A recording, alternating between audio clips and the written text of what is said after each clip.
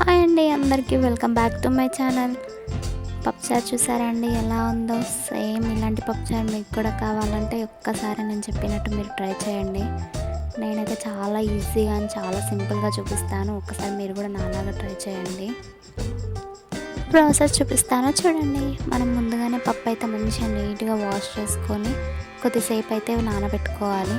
నేనైతే ఒక half an hour నానబెట్టుకొని పక్కకు పెట్టుకున్నాను. చూసారు కదా ఎలా నానిందో.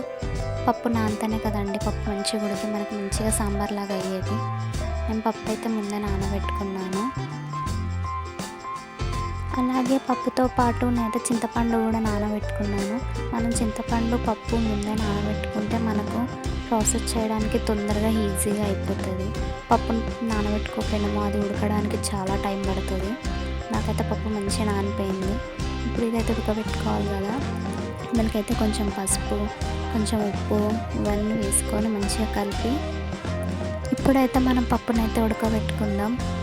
పప్పు ఆల్రెడీ నానింది కాబట్టి ఒక 3 విజిల్స్ వస్తే చాలు. ఒకవేళ పప్పు నానకుండానే మీరు ఉడకబెట్టుకోవాలి డైరెక్ట్ అనుకుంటే మాత్రం ఖచ్చితంగా ఒక 5-6 విజిల్స్ వచ్చేదాకా పెట్టండి. నేనైతే ఒక హాఫ్ అన్ అవర్ ముందే నానబెట్టిన కాబట్టి నాకైతే ఒక 3 విజిల్స్ చాలు. ఇప్పుడు ఆ విజిల్స్ రాగానే మనమైతే స్టవ్ కట్టేద్దాం.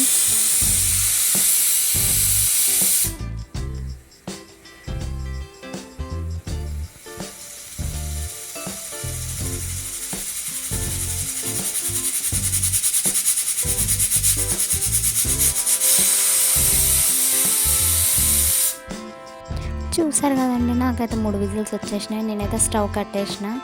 అక్కడ పప్పు చల్లగా అయ్యే వరకు ఇక్కడైతే మనం అందులో కావాల్సిన సొరకాయ ముక్కలు, పచ్చిమిర్చి, టమాటా అవైతే అన్నీ కట్ చేసుకుందాం. టమాటా, పచ్చిమిర్చి, సొరకాయ, నేను దోసకాయ కూడా కట్ చేసుకుంటున్నా. ఇందులో ఇవన్నీ ఉంటేనే కదండి మనకు మంచి పప్పుచారు లాగా అనిపిస్తుంది.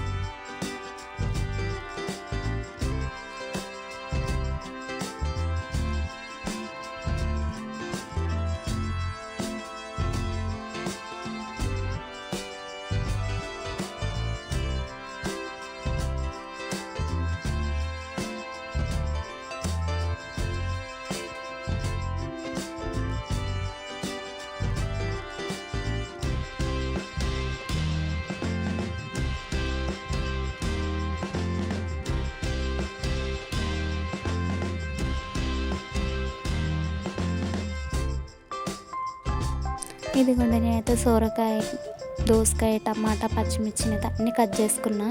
అక్కడ పప్పు కూడా చల్లగా అయింది కదా, పప్పునైతే కొంచెం నేను రుబ్బుకుంటున్నా. కొంచెం నాకు సరిగా ఉడకనట్టు అనిపించిందని నేనైతే పప్పును రుబ్బుకుంటున్నా. పప్పు అంతా మంచిగా మెత్తగా రుబ్బుకున్న తర్వాత మన ప్రాసెస్ చేద్దాం.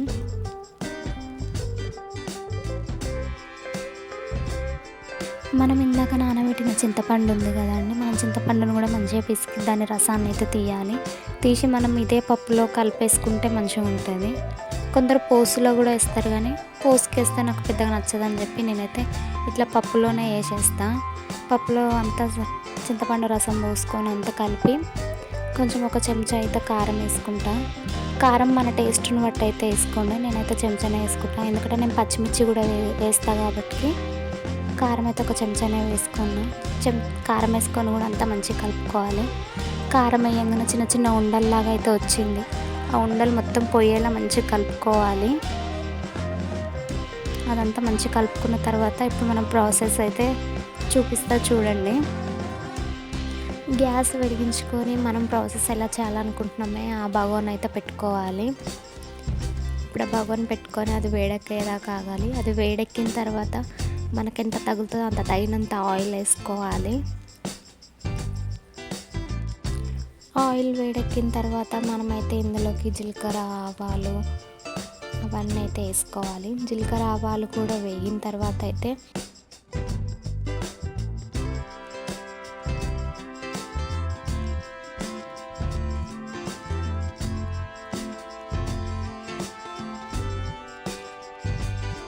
ఇలా జీలకర్ర, ఆవాలు కూడా వేగిన తర్వాత అయితే మనం పచ్చిమిర్చి వేసుకోవాలి. పచ్చిమిర్చిని కూడా మంచిగా వేయించుకోవాలి. అవి వేగిన తర్వాత మనం ఇందాక కోసుకున్న సొరకాయ ముక్కలు ఉన్నాయి కదా, వాటిని కూడా వేసేసుకోవాలి. ఫస్ట్ సొరకాయ వేసుకోవాలి. సొరకాయ వేసుకొని అంతా మంచిగా కలిపి దాన్ని అయితే ఒక 5 నిమిషాలు ఉడకనిద్దాం.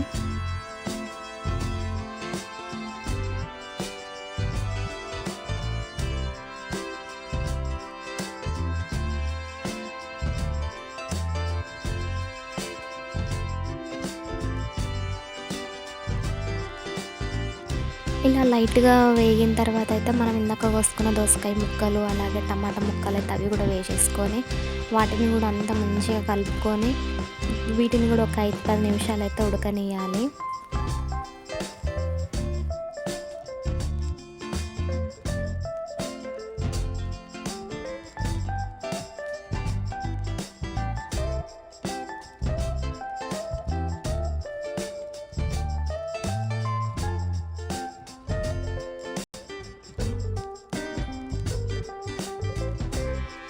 అడుగంటకుండా మాత్రం మధ్యలో అప్పుడొకసారి అయితే కలుపుతూ ఉండాలి, లేదంటే ఊకన అడుగుకి ఇట్లా మాడిపోయినట్టు అవుతుంది. ఇలా మధ్యలో మిక్స్ చేస్తూ మనం కలుపుతూ వాటిని అయితే ఉడికించుకోవాలి.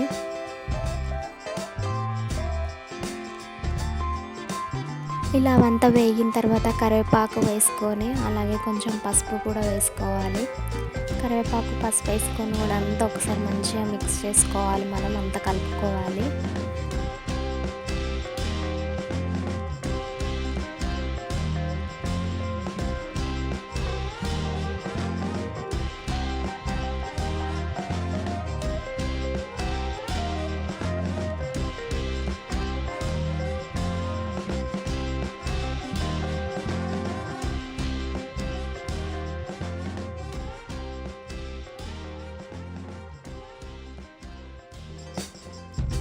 ఇలా పసుపు కూడా అంతా వేగిన తర్వాత మనం ఇందాక కలుపుకున్న పప్పు, చింతపండు చారు అది ఉంది కదా, అదైతే మనం ఇందులో పోసేసుకోవాలి.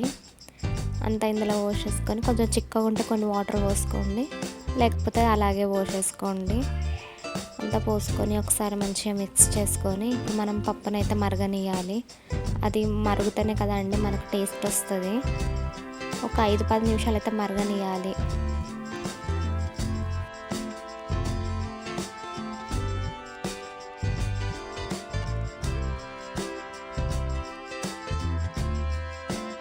చూసారు కదండి అది ఎలా మరుగుతుందో. అలా మరుగుతూ ఉంటే మనం మధ్యలో ఒక్కొక్కసారి కలుపుతూ ఉండాలి. ఇంతేనండి ప్రాసెస్. అదంతా మరగడం అయిపోయాక లాస్ట్లో కొంచెం కొత్తిమీర వేసుకొని మనం దింపుకుంటే అయిపోయినట్టేనండి.